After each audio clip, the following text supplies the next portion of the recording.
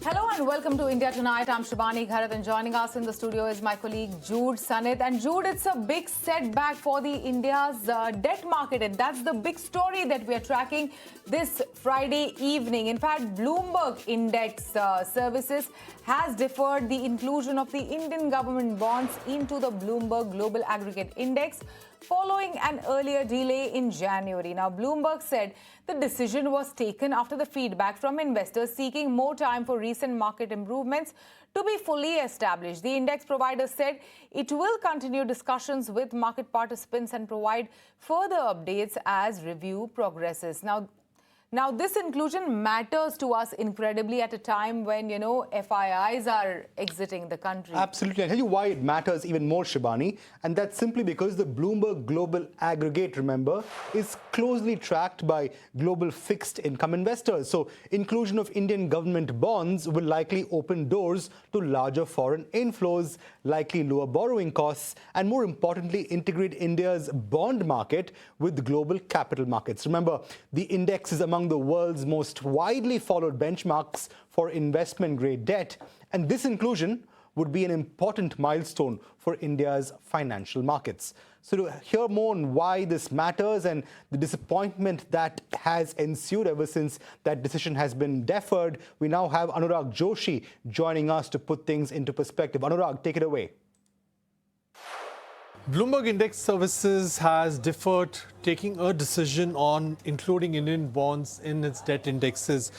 Bloomberg Index Services says that it needs more time for deciding on the inclusion, and the Indian government bond market is making meaningful progress towards meeting standards expected for the inclusion. And these developments reinforce positive trajectory of Indian government bond market, and Bloomberg Index Services has been preparing to include the Indian bonds in the Bloomberg Global Aggregate Index.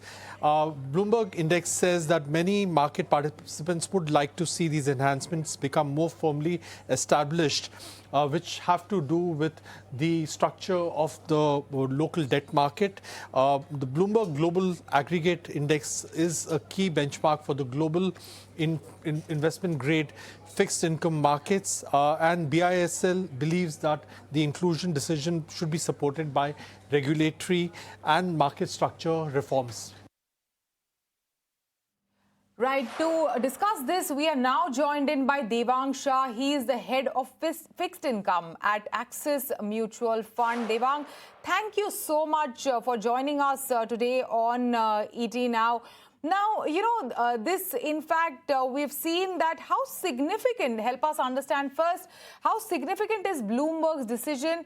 Or is this merely a delay in timing, or does it expose a deeper structural issue in India's bond market that policymakers need to address? Because remember, they said that there is a special mention of operational reform. So what exactly are these operational reforms that they are expecting or looking at? Yeah, so thanks for having me. So first of all, yes, obviously a bit of the disappointment, because I think after the measures which government had taken across on the withholding tax and all, I think larger part of the market was expecting that probably Bloomberg would add our government bonds into their indices. So yes, a bit of the disappointment, but I agree with you. It's not like probably they have reduce the probability of, or anywhere this will not happen in future. They've just said this is a bit of deferred, and the review is generally up twice in a year. So in the next review, there is a very, very high possibility and probability that they will include our bonds on the government bond side. Now, from a settlement process perspective, when you spoke about reforms, there are certain perspectives that they would like to have more on Euro clear settlement and other issues which they wanted cleared. And I think the regulators would take the consideration of the same, and there might be measures announced on the similar side. So I see this as just a delay, and probably in the next review, there is a very, very high possibility and probability of our bonds getting added. I know that you're choosing to see the glass as half full, and I completely, see that perspective as well. But the fact is that even as we speak, India has already removed withholding and capital gains taxes for eligible foreign investors and has thus widened access to government securities. Now, why are these reforms still not enough to satisfy, let's say, Bloomberg and other global investors? So our reading is that, first of all, these are very, very strong measures which government has taken, and probably if you see across, we have already been added into many indices. We were added into the Bloomberg Asia indices. We were taken into consideration on the JP Morgan indices. So yes, I would say that a bit of disappointment for the near term, because after the taxation changes, markets were expecting that these announcements would come through. And how I will read through this is just a bit of deferring the decision to the next review. And I'm still very, very hopeful that by the next review, our bonds would get included into the Global Aggregator Index. Now, Devang, help us understand, how does the Bloomberg's decision impact expected foreign fund inflows compared to, the JP Morgan inclusion? Yeah, so see, the Bloomberg Index, what our understanding is, obviously there are no reported numbers on the AUM of the fund or the index, but there are a lot of funds which track those indices. JP Morgan indices was a significantly smaller index, and we had got a weightage of around 10% there. So that attracted around 18 to 20 billion of flows then. I think the Bloomberg index is very, very big, and what we had understood while doing our research is that probably we would get a weight of around 1 to 1.5%, and that would get us around 25 or 30 billion. But I think what we also need to understand that all of these indices give you around 6 to 12-month period to get impaneled and get all the entire settlement process and everything into place. And hence the flows comes only after 6 to 12 months. So the flows expectation from Bloomberg were all in the next financial year. They were not in this current financial year. The current RBI measures, which RBI has announced in the last monetary policy, and they are very, very strong measures, which are pertaining to FCNR deposits and ECBs, are already attracting good flows. What I heard across from RBI governor's public interview, he mentioned about 32 billion plus of flows already being collected. So for the current year, doesn't change the math much. For the next year, any which ways, if they impanel us in the next review would be up in January. If possible, they impanel us, the next year flows also remains intact. So I am not that worried. It is just as per us, is just a 6-month delay. But Devang, let's speak hypothetically, if I may. If India had in fact been included now, what kind of foreign inflows could we have possibly expected, if any at all? And how much of a difference would that have made to, let's say, government borrowing, bond yields, and even the rupee for that matter over the next 12 months? Yeah, so surely, see, obviously, if they would have got included right now, they would have definitely led to some bit of positivity around bond markets, because we would have seen some fall in yields around 5 to 10 basis. Secondly, if on the flow side, I think if I understand, last time also most part of the flows came very closer to the actual index inclusion, which was 6-9 months afterwards. So particularly because of the measures already announced by both government and RBI, we are already seeing strong FPI flows in debt market. We believe so that this is just a deferment, and we still expect Bloomberg to add us probably in a very, very high probability in the next review. So from a flow perspective in the current juncture, I don't see too much of an issue, because FCNR flows will keep our external sectors intact. It is more from a perspective of sentiment for the bond markets, which I think probably will see some disappointment when the bond markets open on Monday, and we can see yields higher by 3 to 5 basis. Mr. Shah, help us understand, does this delay have any implications for Reserve Banks of India's policy outlook going forward?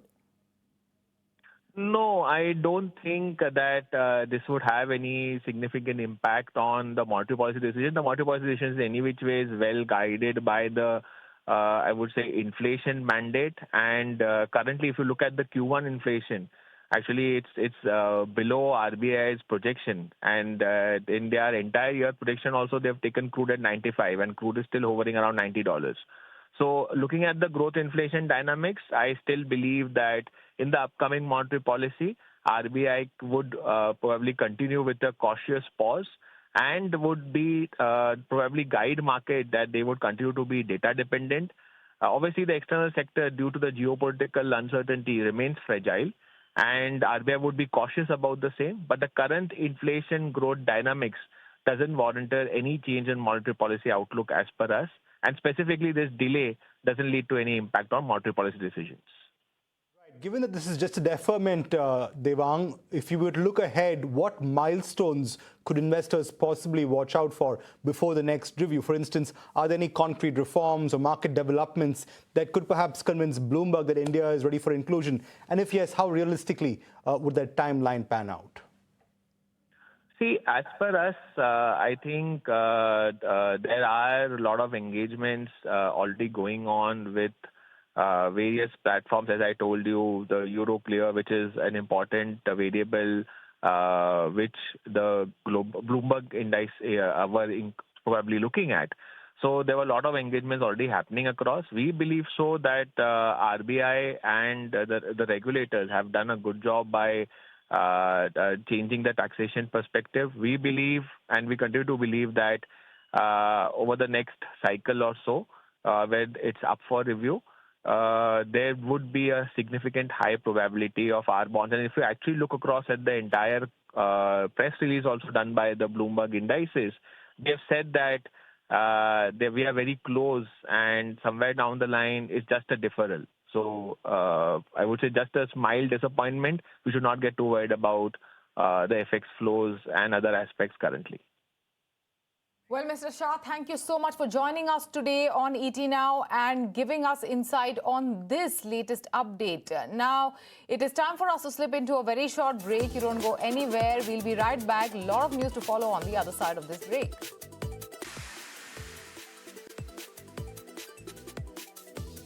Welcome back. You're watching India Tonight with me, Jude Sanath, and Shibani Garth, coming to you live from our Mumbai studios. On to some news from the fiscal deficit seen next. The centre's fiscal deficit narrowed sharply in June to about 1.46 lakh crore rupees, or 18.2% of the FY27 budget target. This when compared to 2.68 lakh crore rupees just over a year ago.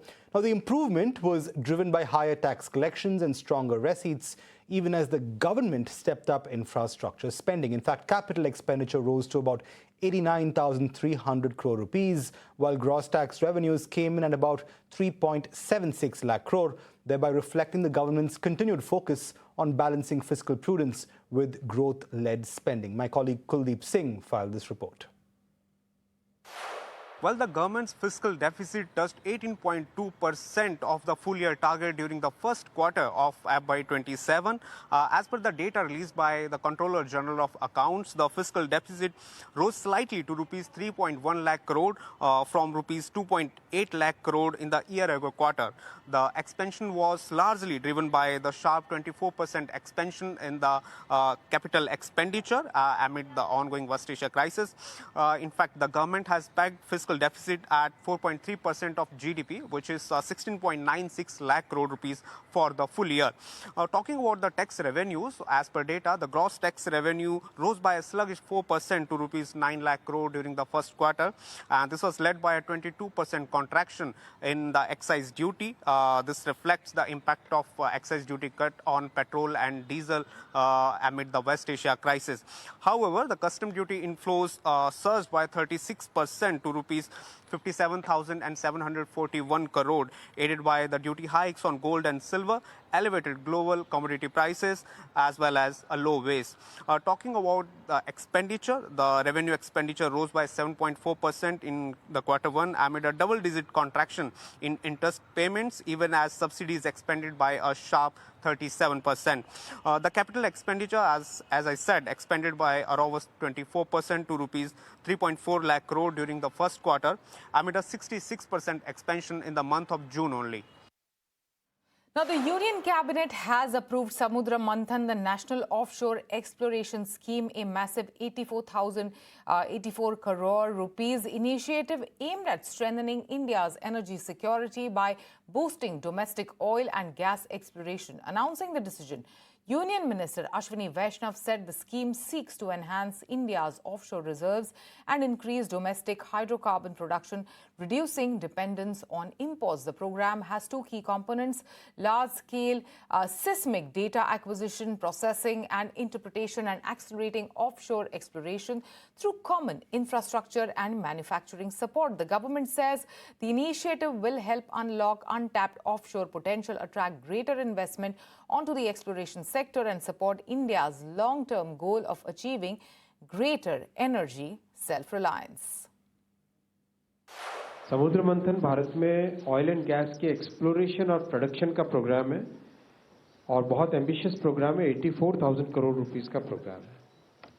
हमारा जो exclusive economic zone है, यानी समुद्र के अंदर जो भारत की जिसके ऊपर राइट्स और प्रिविलेजेस रहती है, उस जोन के अंदर बहुत सारे हाइड्रोकार्बन्स हैं, गैस है, ऑयल है। उसका एक्सप्लोरेशन अगर ठीक से किया जाए तो भारत में बहुत कुछ प्रोडक्शन हम कर सकते हैं। इसी चीज़ को ध्यान में रखते हुए एक्सप्लोरेशन के लिए और उसके बाद में प्रोडक्शन के लिए बहुत एक कॉम्प्रिहेंसिव प्रोग्राम बनाया गया है जिसका नाम है समुद्र मंथन। इसके दो कंपोनेंट है बड़े। एक है data acquisition, seismic data acquisition. समुद्र में सी बेड के नीचे कहाँ पर ऑयल मिलने की संभावना ज़्यादा है या गैस मिलने की संभावना ज़्यादा है, उसकी कुछ टेक्नोलॉजीज़ हैं, सीस्मिक टेक्नोलॉजीज़ है मोस्टली। उससे एक बार हमारे पास प्रॉपर जब डेटा आ जाए तो एक्सप्लोरेशन का प्लान ठीक से तैयार किया जा सकता है। और once the exploration plan is prepared, then you can start drilling the holes and then you get the actual data whether there is oil or gas available in that particular point or not. The Union Cabinet, meanwhile, has also approved the continuation of the Pradhan Mantri Kisan Samman Nidhi, or the PM Kisan scheme, for another 5 years. That's from FY27 to FY31, with a total outlay of about 3.15 lakh crore rupees. My colleague Prakash filed a report earlier today. Well, it's a confirmation of our news break as the Union Cabinet has approved the Samudra Manthan program, which is essentially a national offshore exploration scheme with an outlay of rupees 84,000 crore. A very significant development. In fact, government targets to enhance domestic oil and gas reserves and production under this scheme. Direct financial support would be provided to explorers. In fact, the objective is to enhance deep sea oil and gas production and exploration in order to reduce import dependence going ahead. Along with that, the Cabinet has also given its go-ahead for PM Surya Sarovar Yojana, which is essentially a floating solar projects that will be developed under this scheme with an outlay of rupees 5,070 crore. In fact, the scheme envisages the development of 5,000 megawatt of floating solar photovoltaic projects with co-located energy storage systems. The project will be sanctioned during financial year 2026-27 to financial year 2030-31. In addition to that, the Cabinet has also given its nod for continuation of PM Kisan scheme for the next 5 years, starting from financial year 2026-27 to financial year 2030-31, wherein farmers will get direct financial support from the government under this scheme. Back to you. Moving on, West Bengal is stepping up its growth agenda with renewed focus on higher education and industrial development. Speaking at the Growth Summit, Eastern India Higher Education Minister Jagannath Chattopadhyay said undergraduate admissions have increased for the first time in a decade, reflecting improved participation in higher education. He also announced that the state is working on new industrial policies to boost investment and economic growth. After 8-10 years, we have seen more students at UG level and PG level at the campuses of state-run university. That's a good sign for us.